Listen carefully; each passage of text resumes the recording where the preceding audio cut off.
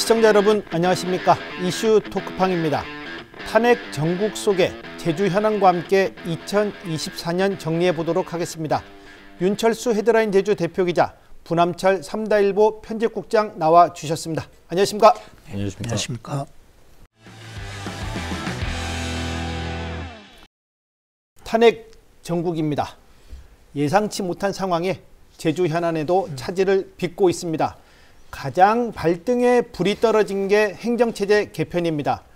특히 행안부 장관이 사퇴하면서 모든 일정이 중단됐고 연내 주민투표는 무산됐습니다. 지금의 분위기 어떻게 보십니까?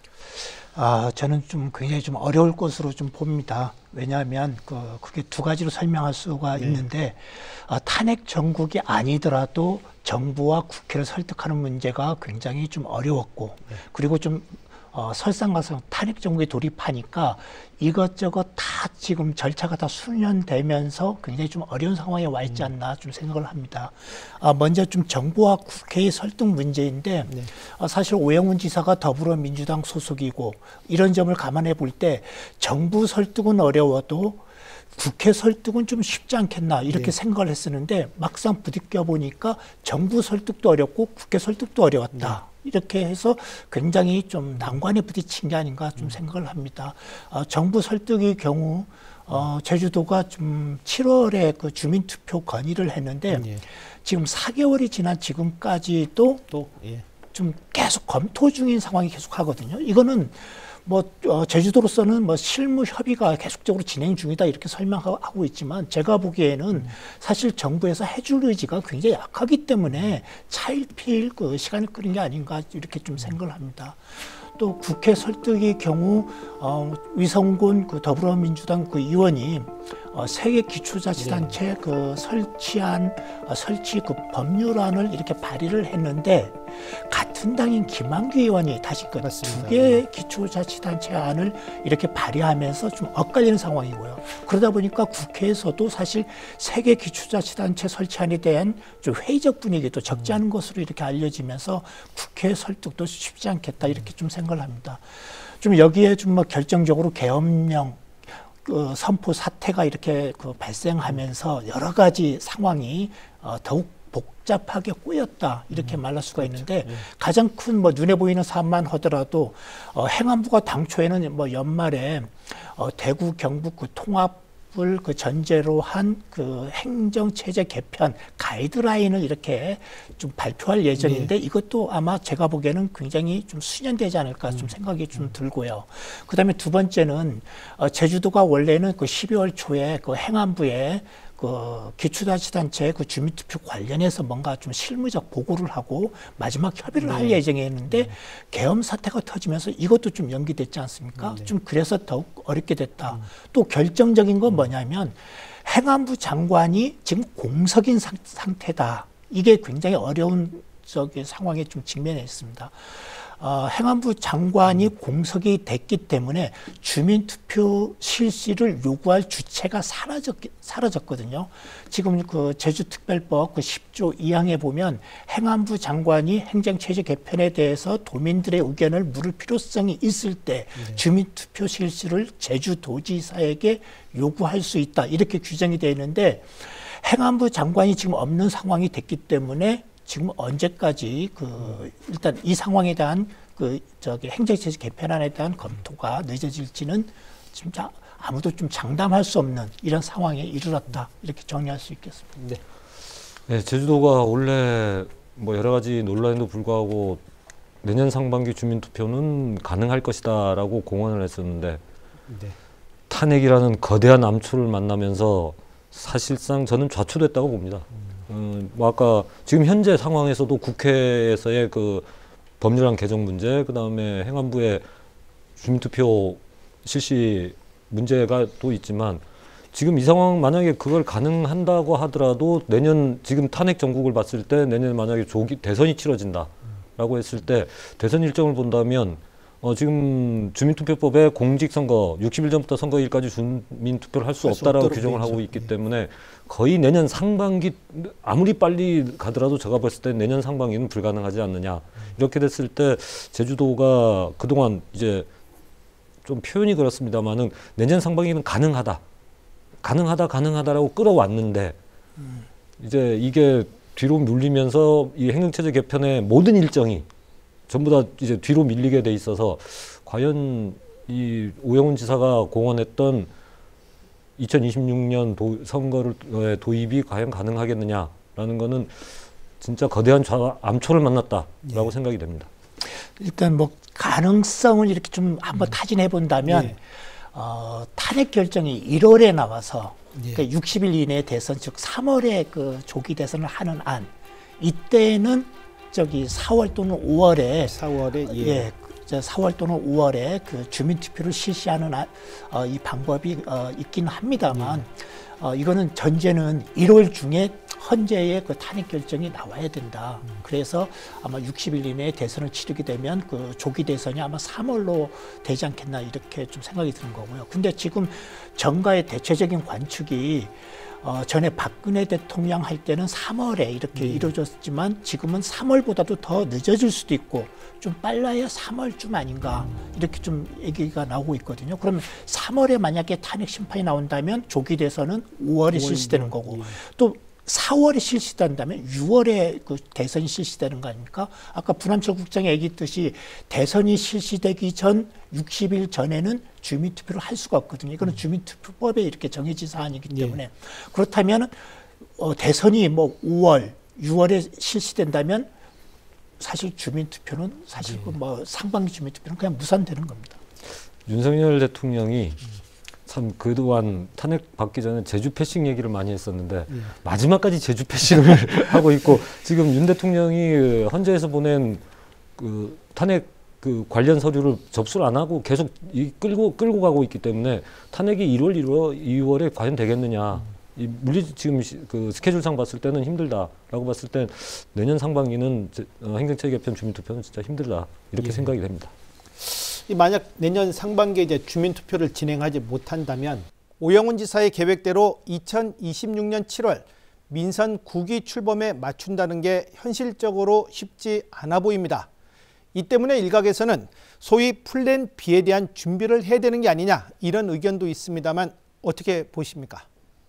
저는 뭐 플랜 B 자체가 상당히 좀 그걸 좀 제안하시는 분은 또 어떤 생각에서 제안하시는 건지 좀 그 속마음은 모르겠습니다만 사실 플랜 B라는 건 사실 생각할 가능성의 여지는 좀 없지 않은가 생각합니다. 사실 그냥 무산되는 겁니다. 주민투표가 2026년 6월 그 지방선거 때 적용할 수 있느냐 없느냐는 내년 상반기 때 주민투표가 실시가 가능하냐 안 가능하냐에 달려 있거든요. 왜냐하면 기초자치 설치 그 법률이 만약에 내년 6월에 이렇게 국회를 통과하더라도 법을 시행하기 위해서는 1년여의 준비 기간이 필요하거든요. 그러면은 2026년 6월 지방선거를 이렇게 기준으로 놓고 봤을 때는 최소 내년 6월까지는 주민투표도 끝나야 되고 또 그 법률안까지 국회를 전부 통과한 상황이 돼야 되거든요. 그래야 이후에 사무배분도 하고 그다음에 뭐 기초자치단체 청사 준비도 하고 또 더 중요한 거는 그 지방의원들 있지 않습니까? 뭐 기초의원 어떻게 선출할 것인지 정수도 마련해야 되고 또 광역도의원 같은 경우에는 지역구를 얼마나 줄일 것인지 이 모든 준비 절차가 지금 내년 중에 다 이루어져야 되는데 이게 불가능하다는 겁니다. 그럼 이 상황에서 만약에 내년 6월에 주민투표가 실시가 안 된다 하면 자동으로 이거는 뭐 2026년은 무산되는 거고 뭐 이제 차기 2030년 그 후에만 넘볼 수 있는 거지 플랜 B라는 거는 제가 뭐 도의에서 이렇게 좀 나오는 얘기들 이렇게 좀 해보면 아마 의원님들이 직접적으로 얘기는 안 합니다. 그렇죠. 플랜 B가 뭔지. 근데 우리가 뭐 상식적으로 아는 거는 주민투표를 패싱하자. 주민투표를 하지 말고 그냥 국회에서 입법으로 기초자치단체 설치 그 법률을 통과시키는 걸로 해서 막바로 밀어붙이자는 거 아닙니까? 근데 이것만큼 위험한 그 발상이 어디 있습니까? 이거는 도민의 자기 결정권 행사의 그 기회를 그냥 박탈시키는 것이고 또 민주적인 방법도 아니지 않습니까? 그래서 플랜 B라는 거는 사실 검토할 가치도 사실 없는 겁니다. 그래서 저는 뭐 오영훈 지사가 플랜 B는 전혀 생각하고 있지 않다 이렇게 말하는데 저는 그 얘기에 오히려 동의를 합니다. 저는 플랜 B를 생각도 못했습니다. 근데 갑자기 플랜 B가 나오더라고요. 뭐 근데 탄핵이기 때문에 탄핵 비상적인 상황이기 때문에 플랜 B가 나왔겠지만 이게 국회 입법을 통해서 아까 윤 대표께서 말씀하셨지만 주민투표를 패칭하겠다 할 수 있습니다. 그게 대법 사례 대법 헌법 헌재에 그런 판례도 있긴 하지만 그런데 오영훈 지사가 아까 얘기하셨듯이 도민의 자기 결정권을 중시했고 또 그 부분이 저희들이 단층제로 갔을 때도 주민투표를 해서 갔었기 때문에 이게 만약에 다시 돌아간다, 이 행정체제 개편을 한다 그래도 주민의 의견을 물어보고 가는 게 절차적의 정당성, 그다음에 법리적인 정당성을 갖기 때문에 반드시 필요한 부분이고, 이게 처음부터 나왔을 때도 얘기했지만 더 오래, 더 장기적으로 고민을 해서 더 많은 논의를 한 번 더 할 수도 있는 시기를 갖지 2026년 7월 선거에 이런 상황이면 꼭 그 7월 선거를 고집할 필요가 있겠느냐. 오히려 그런 생각을 하고 있고 또 도에서도 뭐 저희 이제 보도도 나왔습니다만 도에서 플랜 B는 생각하지 않고 있다라는 게 나왔기 때문에 플랜 B 논란은 가라앉지 않을까 그렇게 생각을 하고 있습니다. 지난번 윤석열 대통령의 민생 토론회 당시 가장 관심을 모았던 부분이 상급 병원 지정 문제입니다. 사실 정부에서는 반신반의했는데 대통령의 직접 지시로 분위기가 반전됐습니다. 하지만 지금은 다시 상황이 애매모호해졌습니다. 어떻게 전망하십니까? 그렇습니다. 지금 그 윤석열 대통령이 그 민생 토론회 때 약속했던 그게 지금도 과연 유효한가? 정말 네. 이게 그 관심사거든요.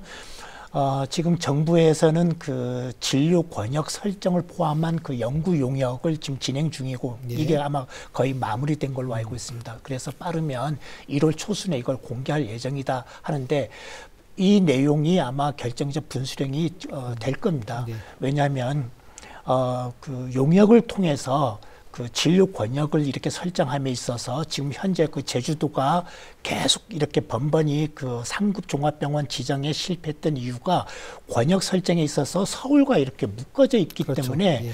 서울의 유수병원과 이렇게 경쟁해야 되는 상황. 이것 때문에 제주도는 굉장히 좀 약간 어려움이 있었는데 만약에 그 용역 그 결과 보고서에 제주도 같은 경우에는 아주 예외적으로 해서 권역을 이렇게 분리시켜 준다면 한 개 정도, 한 개의 상급 종합병원 지정 정도는 가능한 상황이 이렇게 만들어지지 않을까 생각을 합니다.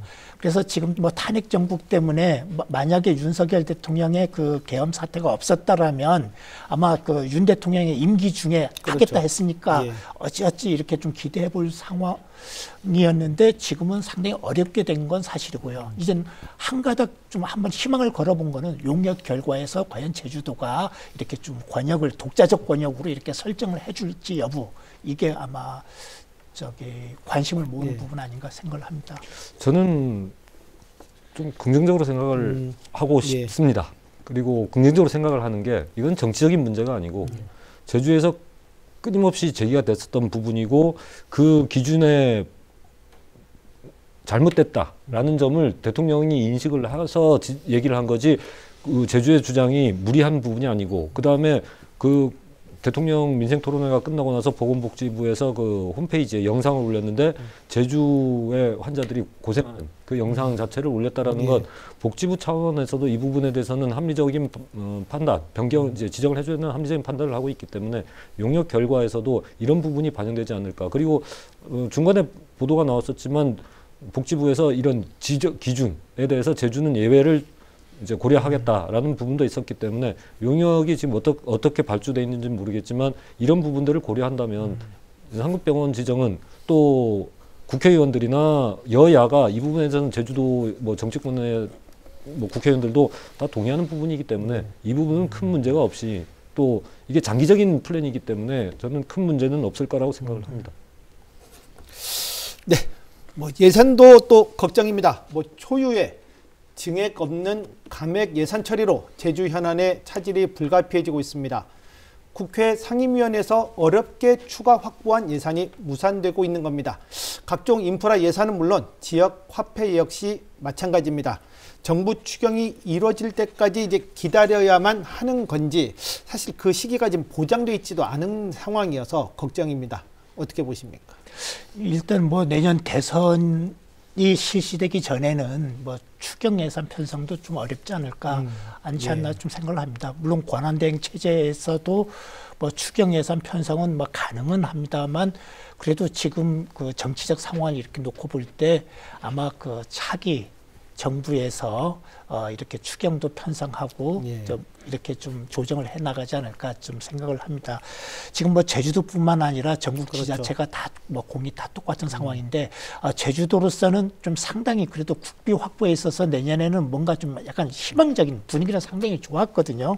왜냐하면 처음에 그 예산 그 국비 확보에 있어서도 좀 역대 최대 규모로 이렇게 그 내년 그 국비를 확보했다 이렇게 발표할 정도로 제주도에서는 상당히 좀 고무적으로 이렇게 좀 돼 있었고 또 국회 그 예산 심사 과정에서도 아직 우리가 좀 추가로 이렇게 그 확보해야 되는 예산들 그 상임위 그 심사 단계에서 많이 확보를 했고 또 제주도와 도의회가 국비 확보단까지 이렇게 꾸려서 굉장히 활발히 이렇게 활동을 하면서 거진 이렇게 그 뭡니까 마무리 그 예결위에서 저기 마무리를 이렇게 딱 챙기면서 좀 뭔가 성과를 보듬어야 될 그런 시점에서 계엄 사태가 터지면서 굉장히 좀 다시 그 약간 무위로 좀 돌아갔다 이렇게 좀 생각이 드는데 그래도 좀 내년에 아마 추경 예산 이렇게 예산이 편성된다면 아마 제주도에서 원래 노력했던 그 결실이 다시 내년으로 이어지지 않을까. 좀 시간만 좀 한 6개월 정도는 이렇게 좀 늦춰진다 이렇게 좀 생각해야 될 것 같습니다. 참 역사는 되풀이되는 것 같습니다. 2016년 박근혜 대통령 탄핵 당할 때 상황이 지금하고 거의 비슷해요. 이제 똑같습니다. 그 당시에도 탄핵이 나오면서 여당이 2월 추경을 요구했었고 그런데 그 당시에 민주당이 반대하면서 이게 무산이 됐었거든요.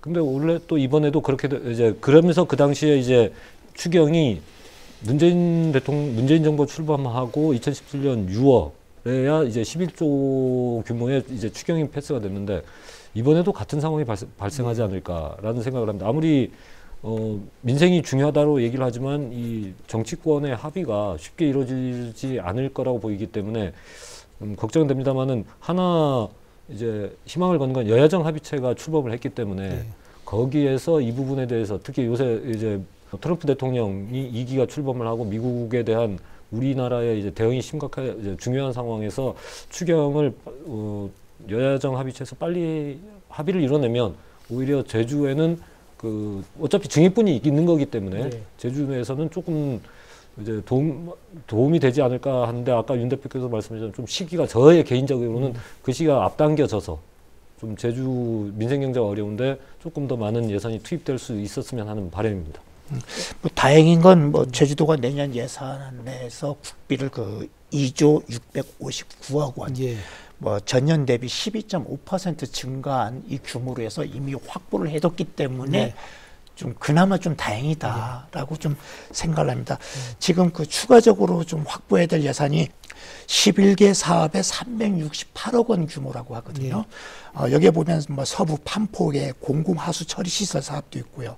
또 농업용수 그 통합 광역화 사업 등도 있는데 이 예산들이 물론 그 당장 내년 상반기부터 추진은 어렵겠지만 아마 대선이 끝나고 추경 예산이 이렇게 편성된다면 아마 바로 좀 약간 한 템포 늦게라도 이렇게 추진할 수 있는 그 길은 열리지 않을까 생각을 합니다. 뭐 예산 이야기가 나왔으니 뭐 탄핵 전국의 여파인지 제주도 의회에서 역대급 삭감이 이루어졌습니다만 뭐 본회의에서 뭐 특별한 특이사항 없이 의결이 됐습니다. 이번 도의회 예산안 전국 좀 정리 좀 해주십시오. 예, 일단 뭐 계엄 사태 때문에 뭐 그런 것인지 모르겠지만 삭감 규모는 역대 최대급이었다. 598억 원, 1억 3천만 원이 모자라서 600억 원이 좀 안 됐거든요. 그러면 사상 최대 규모여서 아마 오영훈 지사의 그 좀 원래 그 저기 뭡니까 그 예산 편성 기조의 그 논리가 맞다면 당연히 부동의로 이렇게 가지 않을까 이렇게 좀 생각을 했습니다만 마지막 그 일단 뭐 계엄 사태로 인해서 한 템포 좀 쉬고 다시 본회의에 상정된 그 결과에서는 좀 생각외로 좀 쿨하게 이렇게 좀 동의를 하면서 예산안이 무난하게 좀 처리가 좀 됐습니다. 좀 제가 볼 때는 물론 뭐 제주도에서도 고민은 좀 많았겠습니다만 이렇게 삭감 규모는 컸지만 좀 도의에서 그 지적하는 내용에 좀 제주도도 일정 부분 좀 수긍한 결과 아니냐 생각을 합니다. 왜냐하면 예산이 그 민생 예산 기조로 해서 이렇게 편성됐다고 하지만 운면동 지역 예산은 굉장히 많이 위축됐다. 또 민간단체 예산도 많이 이렇게 좀 위축이 됐고 또 감액 조정이 됐다. 반면에 도지사 공약이라든지 도청의 주요 사업들은 아주 좀 좀 대체적으로 거의 다 이렇게 그 편성이 되면서 도민들에게는 굉장히 허리띠를 졸라매라고 하면서 그 도정의 그 사업에 있어서는 그런 모습을 보여주지 못했다. 이게 이 문제 때문에 도의회사가 좀 예산 심사 단계에서 굉장히 많이 문제 제기를 했던 건데 결국은 그 감액하고 증액한 예산이 전부 좀 원만하게 이렇게 통과가 되면서 좀 좀 도에서 문제 제기했던 그 내용들은 어느 정도 많이 좀 회복이 됐지 않나 좀 생각을 합니다. 서로의 이익이 맞아 떨어졌다. 그렇게 생각을 합니다.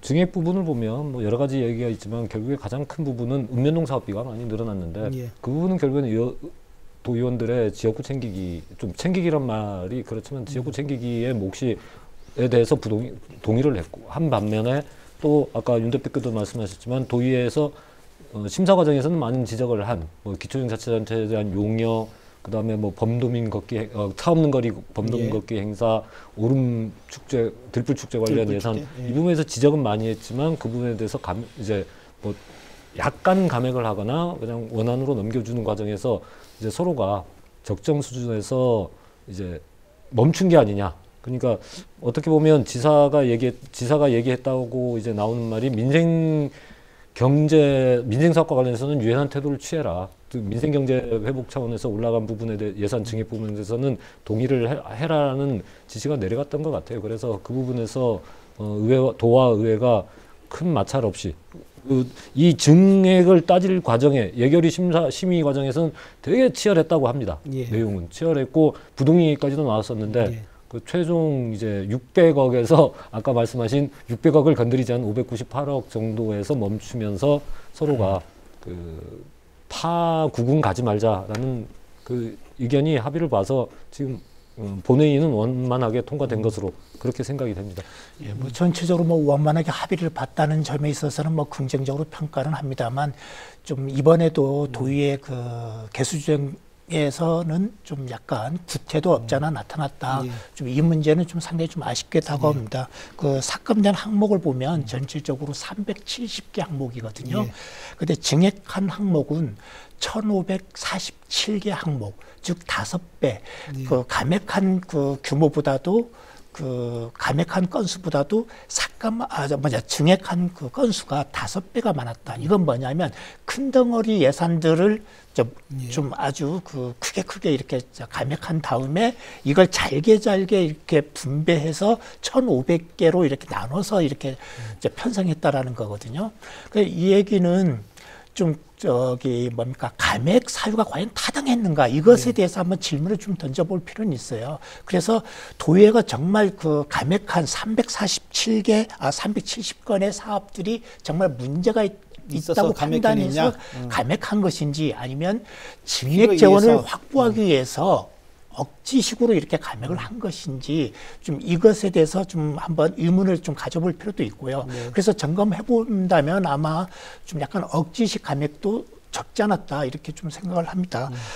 또 하나는 좀 아까 부남철 국장도 뭐 지역구 챙기기라는 것도 조금 없잖아 좀 얘기를 했는데 정말 우리가 필요한 사업들 민생 경제에 정말 필요한 사업들에 대해서 증액한 것도 사실이지만 좀 의원들이 자기 지역구 챙기기 사업들 좀 그 일반 행사 사업에 많이 이렇게 좀 증액한 것도 없잖아 있거든요. 예. 그래서 이러한 부분도 약간 좀 앞으로 좀 우리가 예산 심의에서 한번 심의할 때 다시 한번 좀 편성 기준에 대해서 서로 좀 잘 한번 좀 생각해봐야 될 점 아닌가 좀 생각을 합니다. 예. 덧붙여서 여담입니다만은 저희들이 지난 방송에서 증감 리스트를 왜 오픈을 안 하냐 그런데 증감 리스트를 오픈을 했더라고요. 그 부분에 대해서는 긍정적으로 생각했는데 거기에 사유는 없습니다. 그냥 증액 부분과 감액 리스트가 있는데 오히려 이런 부분들이 좀 더 발전해서 내년에는 뭐 사유, 타당한 사유가 뭔지 좀 더 따져볼 수 있게 좀 더 노력을 의회에서 해줬으면 좋겠다 그렇게 생각을 합니다. 예. 뭐 예산과 관련해서 한 가지만 더 우리도 지난번 이 자리에서 제주와 중국 칭다오 간 항로 개설 문제를 다룬 바 있습니다. 하지만 결국 올해 중 추진은 무산이 됐습니다. 이와 관련해서 오영훈 지사는 해수부에 공개적으로 좀 불만을 제기도 했는데 이 부분 어떻게 보십니까? 왜 공개적으로 불만을 제기했을까 저도 이 생각을 좀 많이 해봤는데 좀 우리가 좀 정부에 대해서 좀 뭡니까 좀 불만을 이렇게 제기한다면 뭐 이 사안뿐만 아니라 행정체제 개편이 더 크거든요. 예. 그럼 우리가 주민투표 실시 요구를 했는데 4개월 동안 답이 없다. 이것에 대해서 공개적으로 해서 행안부를 이렇게 비판하거나 성토하지 않지 않습니까? 근데 이번 해수부 사업에서는 이렇게 좀 하니까 저는 조금 약간 의아스러웠습니다. 그리고 왜 그랬을까? 물론 불만을 제기하고 좀 이럴 만한 사유는 있었습니다. 그 칭다오와의 그 항로 개설에 있어갖고 이미 제주도 차원에서는 준비가 끝났다. 또 타당성도 있다. 왜냐하면 물류비 절감 차원 또 우리가 그 운송 시간을 단축한다는 그 측면에서도 충분히 그 신규 항로 개설 측면에서는 됐다.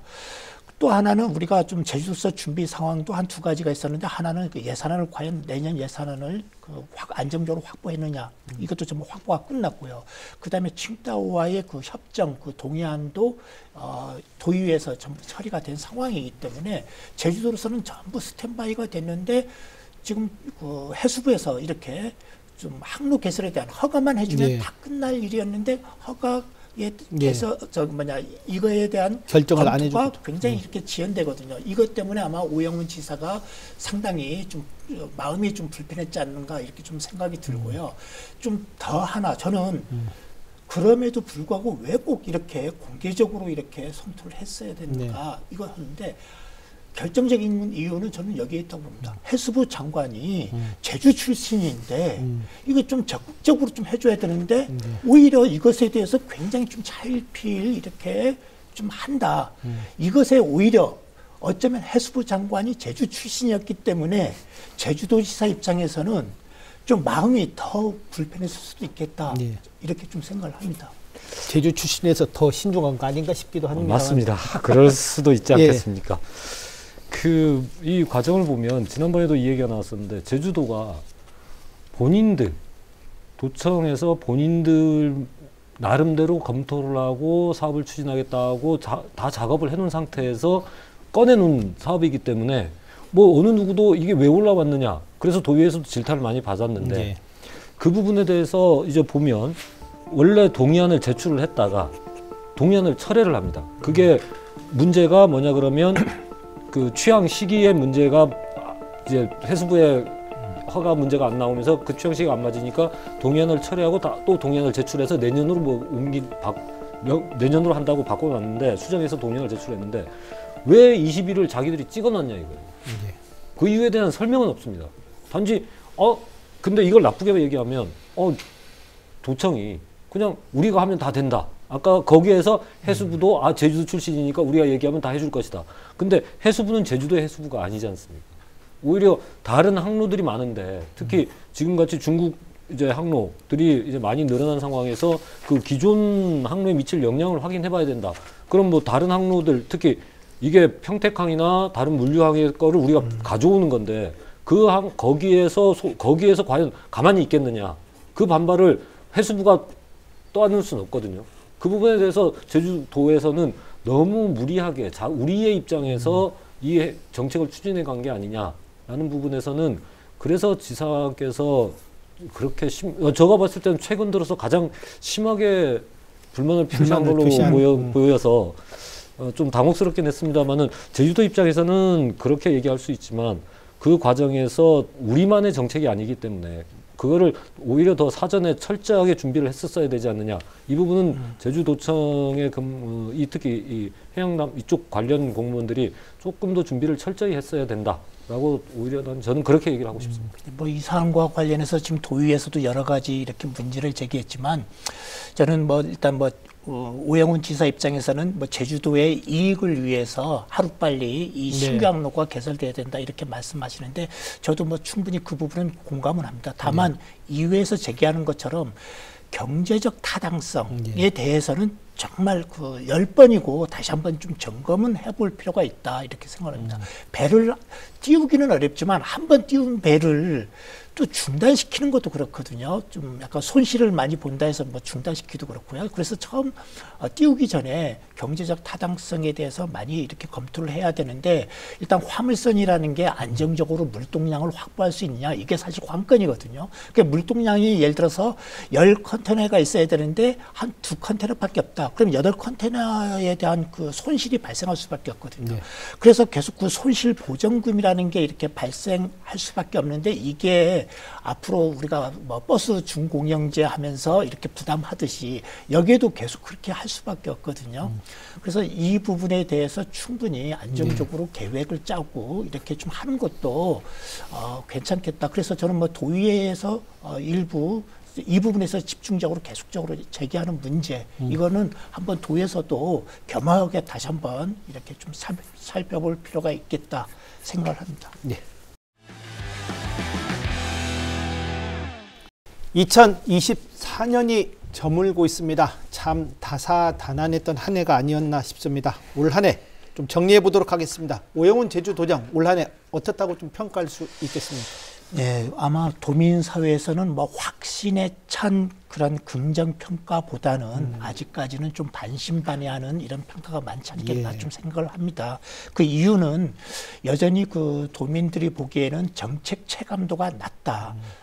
물론 민선 8기 도정에서 추진하는 그 정책들 좀 굉장히 좀 약간 좀 새롭고 좀 혁신적인 이런 정책들 많았던 건 사실입니다. 우주 산업도 그렇고 뭐 탄소 없는 섬과 관련한 탄소 중립 정책도 그렇고 또 수소 경제로의 전환도 그렇고 또 뭐 여러 가지 그 미래 산업과 관련된 정책들도 굉장히 좀 많이 이렇게 제시가 됐음에도 불구하고 도민들의 평가는 아주 뭐 열렬한 이런 환호 정도는 아니다라고 합니다. 그 이유가 아까 제가 말씀드린 정책 체감도가 낮고 또 피부에 와닿는 성과가 좀 약했지 않나 좀 이렇게 좀 생각을 하고요. 또 하나는 좀 상호 지향성 측면에서 도정이 바라보는 그 정책에 대한 평가, 그 평가의 그 수위와 도민들이 그 기대하는 그 수위가 좀 약간 인식의 차이가 좀 크다라고 좀 생각을 좀 할 수가 있습니다. 그래서 좀 그 앞으로 좀 도정에서가 좀 아마 그 어떻게 남은 임기 어떻게 될지는 약간 그 좀 답은 어느 정도 나오는 것 같습니다. 일단 피부에 와닿게끔 좀 실질적인 성과를 좀 보듬어 안는 게 좀 중요하다라고 이렇게 좀 하고요. 그다음에 정책 체감도를 좀 높일 수 있는 방안을 좀 강구해야겠다. 이게 아마 도정에 주어진 과제 아닌가 생각을 합니다. 뭐 좀 신뢰로 좀 뭐 이것은 뭐 아쉬웠다. 이것만큼은 그나마 좀 괜찮았다. 이런 사업들 좀 있을까요? 원래 제가 이렇게 여러 가지 볼 때 가장 좀 그래도 기쁘게 와닿았던 거는 탄소 중립 선언. 정부는 뭐 2050년을 이렇게 목표로 하고 있는데 제주도정 같은 경우는 15년 빨리 단축해서 앞당겨서 실현하겠다 하면서 하는데 저는 좀 기후위기 담론 속에서 좀 이 정책은 굉장히 좀 시의적절하고 좀 제주도가 좀 선제적으로 나가는 거 참 잘했다 생각을 합니다. 다만 이 2035 탄소 중립을 실현하기 위해서 감수해야 될 우리가 제주도가 감수해야 될 점도 적지 않다고 생각합니다. 왜냐하면 탄소 중립을 위해서는 신재생 에너지를 그만큼 많이 이렇게 좀 생산을 해야 되는데 일례로 제주도에서는 한 8기가 정도 7기가에서 8기가 정도 이렇게 좀 해야 된다고 얘기를 합니다. 근데 지금 현재 풍력이라든지 태양광, 제주도가 개발한 수준은 어디까지냐, 어느 정도냐면 1기가가 안 됩니다. 그럼 앞으로도 6, 7기가를 더 많이 이렇게 해야 되는데, 그렇다면은 앞으로도 그 풍력 자원, 해상 풍력이든 육상 풍력이든 정말 어마어마하게 이렇게 지어야 된다는 거고요. 또 태양광도 우리가 굉장히 태양광이 우리가 좀 농지도 많이 잠식하고 임야도 많이 잠식하면서 환경 훼손의 문제도 이렇게 우리가 좀 언론에서 보도도 많이 나오고 있습니다. 그러지 않습니까? 지금 태양광도 지금 설치되는 것보다 가시리 태양광, 수막리 태양광 굉장히 마라도의 몇 배다 이렇게 얘기하는데 그보다도 더 많이 이렇게 해야 되는 문제가 있지 않습니까? 그래서 사실 탄소 중립은 참 우리가 보기에는 너무 좀 좋은 정책이고 뭐 하지만 정말 과제도 쉽지 않다. 이러다가 앞으로 제주도가 전부 풍력과 태양광으로 뒤덮이지는 않을까. 사실 이게 좀 걱정스럽습니다. 네, 저는 원래 오영훈 도정의 평가가 1년 차보다는 나아지지 않았나. 그러니까 아까 윤 대표께서는 실감되는 게 없다 그러지만 뭐 1년 차 오영훈 도정이 시작할 때부터 미래 신산업을 꺼내 들었기 때문에 도민들의 체감이 워낙 이제 없었던 뭐 체감하기가 힘들었던 부분이고, 그런데 올해 들어오면서 뭐 UAV든지 아니면 우주체 발사라든지 그 부분들이 조금 가시화가 됐다. 그런 부분에서는 후퇴는 안 하고 조금씩 발전은 하고 있다라는 생각을 하는데, 문제는 이제 오영훈 도정의 임기가 절반을 넘었었다는 겁니다. 그러면 이제 그게 체감화 또 선거라는 부분을 고려했을 때는 표로 연결되는 이제 실질적인 효과를 얻으려고 하다 보면 지금 꾸준하게 가야 될 정책들을 포기할 수도 있다라는 부분이 오히려 저는 걱정입니다. 그래서 그런 부분, 그러니까 제가 내년 오영훈 도정에게 얘기하고 싶은 건 인기에 연연하지 말아라. 오히려 이 정책을 더 꾸준히 끌고 들어가서 4년 다음 선거 시작할 때까지 끌고 들어가서 그 정책의 결과를 갖고 평가를 받았으면 좋겠다라는 생각을 하고 있고, 뭐 그냥 제가 말씀드리겠습니다. 원래 오영훈 도정이 잘했던 정책이란 부분은 워케이션하고 런케이션, 특히 워케이션은 뭐 전국적으로 지금 워낙 이제 활성화돼 버렸기 때문에 그렇지만 런케이션은 진짜 정책을 잘 선택했다. 그래서 지금 보면 뭐 올해 성균관대, 경희대 쪽과 협약을 맺어서 계속 협약 맺고 있죠.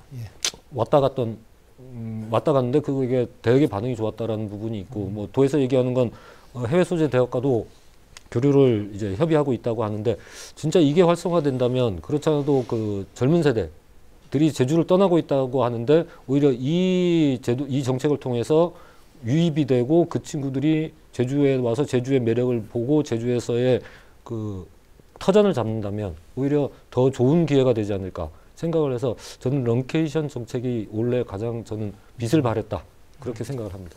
다만 아쉬운 건 조금 더 그들이 유입해서 활동할 수 있는 다양한 프로그램은 많은 고민을 해야 되지 않을까. 단지 학점 교류라는 부분은 조금 약하다 그렇게 생각을 하고 있습니다. 뭐 오늘 토론회 천천히 마무리하도록 하겠습니다. 정리 발언 부탁드리겠습니다. 어느덧 다사다난했던 2024년 한 해가 마무리할 시점에 와 있습니다. 이제 뭐 2025년 새해 계획을 잘 수립해야 되는데요. 새해는 오늘 좀 살펴봤던 주요 이슈와 현안이 하나하나 좀 잘 해결됐으면 합니다.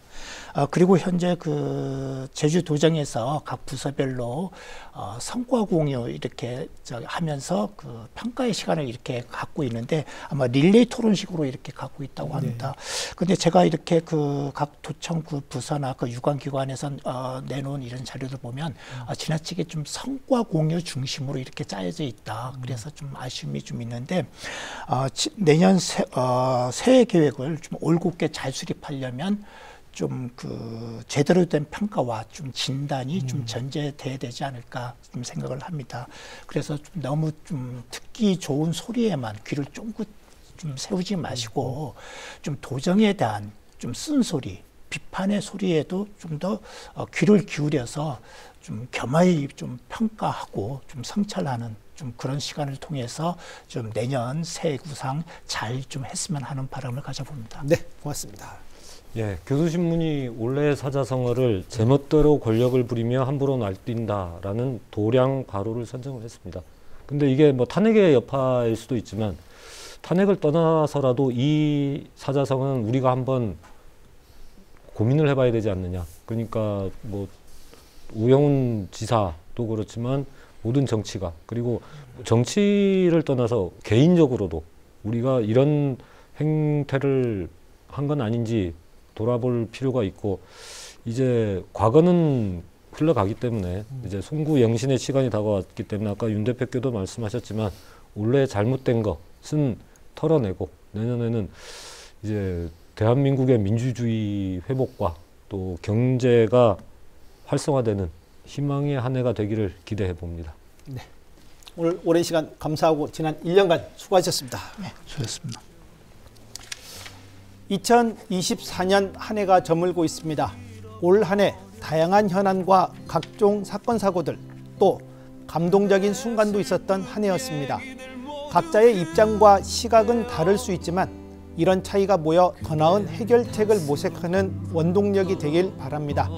남은 2024년 정리 잘 하시고 새해도 힘찬 모습으로 찾아뵙도록 하겠습니다. 지금까지 시청해 주셔서 감사합니다. 지나간 대로 그런 의미가 있죠. 우리 다 함께 노래합시다. 후회 없이